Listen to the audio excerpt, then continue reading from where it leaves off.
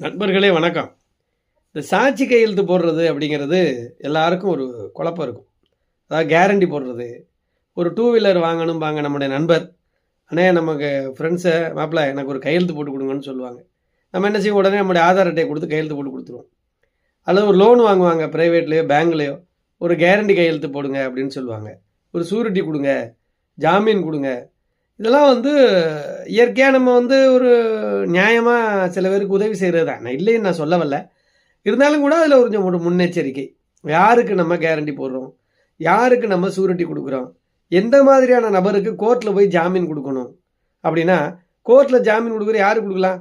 ஒரு யதார்த்தமாக நம்ம பக்கத்து வீட்டுக்கார ஒரு தெரியாமல் ஒரு வார்த்தை தகராறில் சண்டை போட்டுக்குவாங்க. அவங்க மேலே ஒரு கிரிமினல் கேஸ் ஆகும். அப்போ அவர் ரிமாண்ட் பண்ணுவாங்க. அவங்கள பெயில் எடுக்கையில் அவர் நமக்கு தெரிஞ்ச நபர், ஏதோ ஒரு சூழ்நிலையில் ஒரு சின்ன சண்டை, அதனால் அவரை நம்ம பெயில் எடுக்கிறதுக்கு என்ன செய்யலாம், நம்ம ஜாமீன் கொடுக்கலாம், தப்பு கிடையாது. ஏன்னா அவர் நம்ம பக்கத்தில் இருக்கார் நிரந்தரமாக. யாரோ ஒருத்தன் ஒரு போதைப் பொருள் கேஸில் மாட்டிக்கிட்டான், கஞ்சா கடத்தல் கேஸில் மாட்டிக்கிறான், ஒரு தெப்ட் கேஸில் மாட்டிக்கிறான், திருட்டு கேஸில் மாட்டுறான், ரேப் கேஸில் மாட்டுறான். இவனுக்கு போய் நம்ம ஜாமீன் கொடுக்கலாமா? கொடுக்கக்கூடாது. அப்போ என்ன வழக்கு?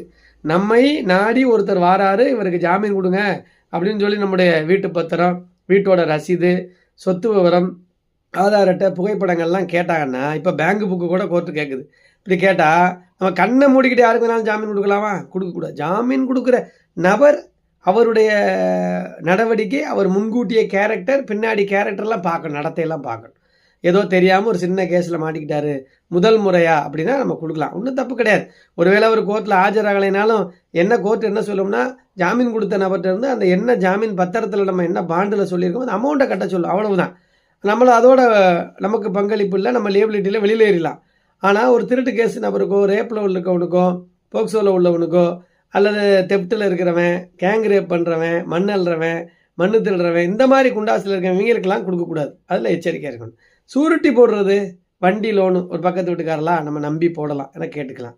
ஆனால் யாரோ ஒருத்தருக்கு நம்ம கையெழுத்து போட்டுட்டு ஒரு கார் லோனு 3 லட்ச ரூபா 4 லட்ச ரூபாய் கையெழுத்து போட்டோம்னா, நாளைக்கு அவன் கட்டலைன்னா யாரை பிடிப்பாங்க? சூரிட்டி போட்டவரை, கேரண்டி போட்டவரை, யார் ஜாமீன் கொடுத்தாங்களோ அவங்கள தான் பிடிப்பாங்க. அவங்க மேலே சூட்டு சிவில் வழக்கு தாக்கல் செய்யலாம். சிவில் வழக்கு தாக்கல் செய்து நம்மளை கோர முடியும், நம்மளை கோர்ட்டுக்கு அலைய வைக்க முடியும். அதனால் கேரண்டி கையெழுத்து போடுறதில்ல, சூரிட்டி கையெழுத்து போடுறதில்ல, ஜாமீன் கையெழுத்து போடுறதில்ல, நபரை தேர்வு செஞ்சு நபருடைய கேரக்டர், நடத்தை, அவருக்குடைய வருமானத்தினுடைய சோர்ஸ் இதெல்லாம் கணக்கு பண்ணி தான் நீங்கள் கையெழுத்து போடணுங்கிறதுல எச்சரிக்கையாக இருங்க.